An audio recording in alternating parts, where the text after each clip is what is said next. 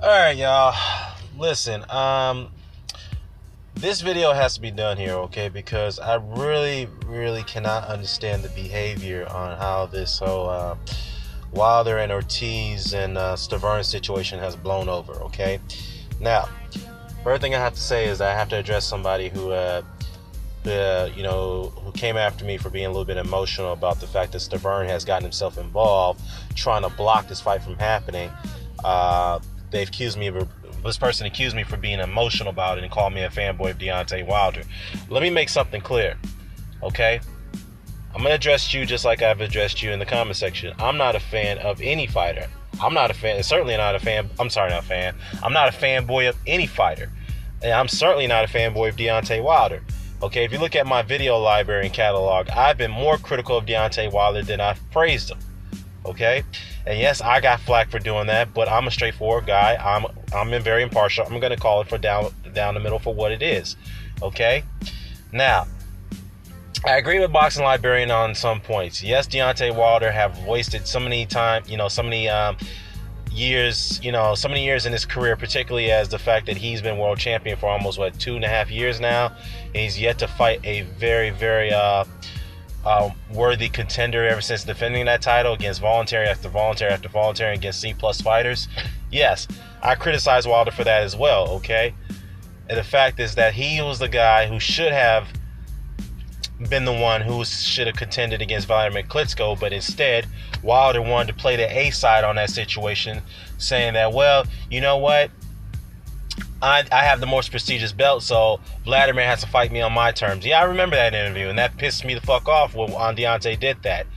But instead, rather than going into the fray against Vladimir Klitschko, Tyson Fury did, and look what was the result. Tyson Fury benefited from that as a top dog, as a top heavyweight division at that time before he had his personal issues going on, and then Anthony Joshua came in, and then he became the top guy. Now he is the cash cow. He is the number one heavyweight in the world.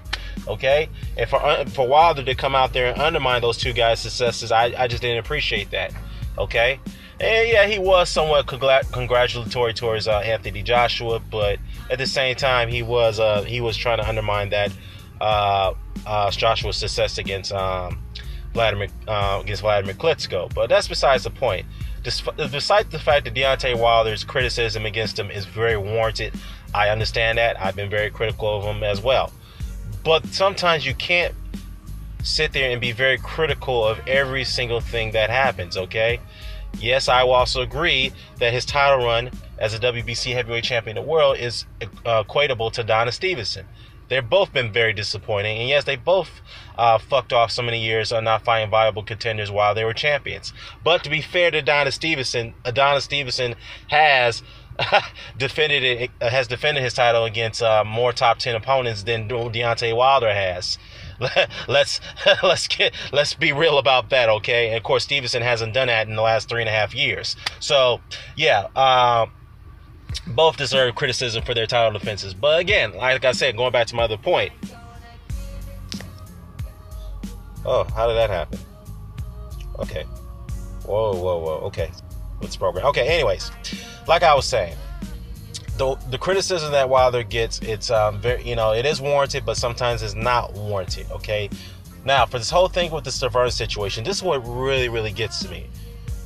When Stiverne was installed the mandatory, okay? No one really criticized the fact that he became mandatory.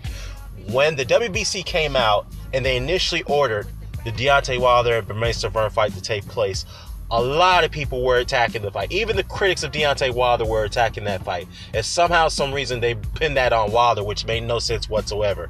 Which I came out and made a video and showed disgust of that fight as well. But at the same time, it's not fair to criticize Deontay Wilder for that. That's not his fault that the WBC installed Stiverne as the mandatory. But it is what it is, right?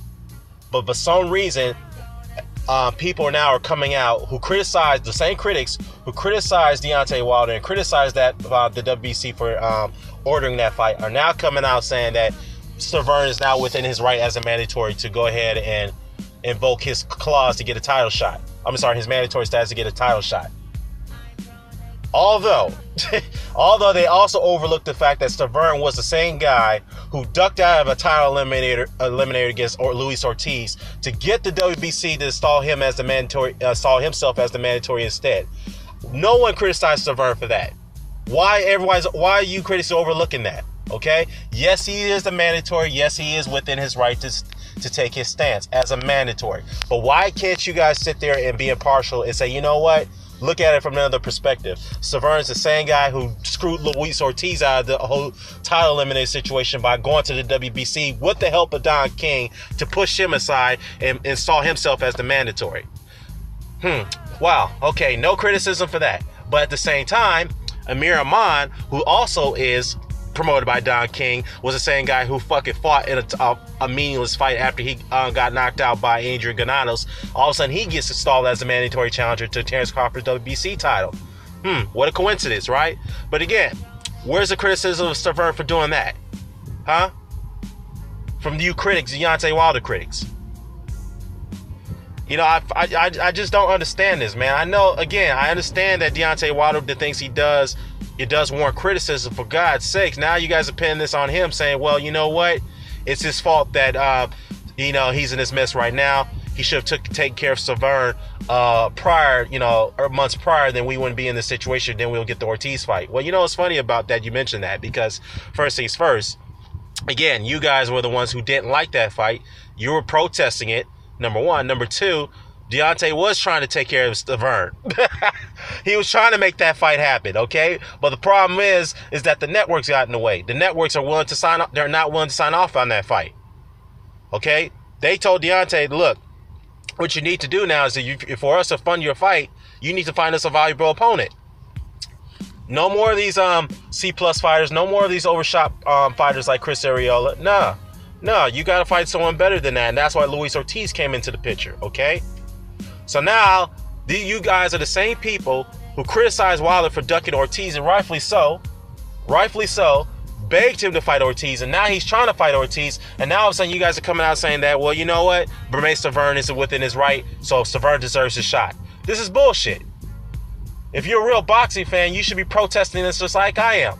Okay, like I said, I have no problem with fighters fighting themselves to get in the position as a mandatory. But my problem is the timing of the fact that they're trying to get their shots. That's my problem of it. And the fact is the way Stiverne did it is the reason why I'm pissed off at him for. Okay? Yes, you can bring back the Sergey Lipinets situation with Terrence Crawford. With Julius Ndongo. That's a different story. But the fact is that Lipinets just became mandatory within a few months. It's not like he was put off for 2 years or 1 year or 2 years, just like Elidia Alvarez with Adonis Stevenson. Now, that situation is worth criticism, why Adonis Stevenson has yet to fight this guy. Yeah, you can bring up the step-aside money that Alvarez took back in 2016. But yeah, what about the other year or so when Stevenson has yet to approach that fight? Huh? Other than the fact the one time that he paid Alvarez step-aside money, what were the other instances where he actually paid him step-aside money to take the fight other opposition? Okay, so again, I understand that some of the things that Wilder does is warrant criticism, but again, there are some things that that does happen. He does not warrant criticism for. Okay, I think it's unfair that we should all pin this on him, the reason why Stiverne is coming out and doing what he's doing, okay? I have to agree with NBT Boxing on this. NBT Boxing made a good point. The WBC is the one that shot themselves in the foot. They're the ones who are more responsible for this mess than anybody else, because they're the ones who allow Stiverne and King to get in there and persuade them to push Ortiz on the side and install themselves as the mandatory challenger to Wilder's title. A fight that does not make sense at this point, because Stiverne hasn't fought since late 2015, which is almost 2 years ago. Oh my goodness, man. You know, my head hurts. I really don't understand this, man. You know, it's just the double standard, the hypocrisy that goes on with this on this damn boxing platform on YouTube. It really makes no sense whatsoever. It really doesn't. And obviously, I see why people do these things. They have these double standards because they have certain motives. They have certain agendas that they want to push, all right, for a certain fighter.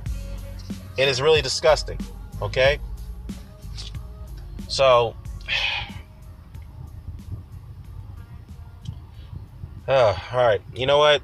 I haven't nothing more to add about this, but more than likely, if things does pan out the way they are, I mean, there's possibility that the Stiverne and Wilder fight will come off. Well, all I gotta say is, Deontay, get them out the way. Just do what you gotta do. Find a TV deal somewhere, someplace. Okay.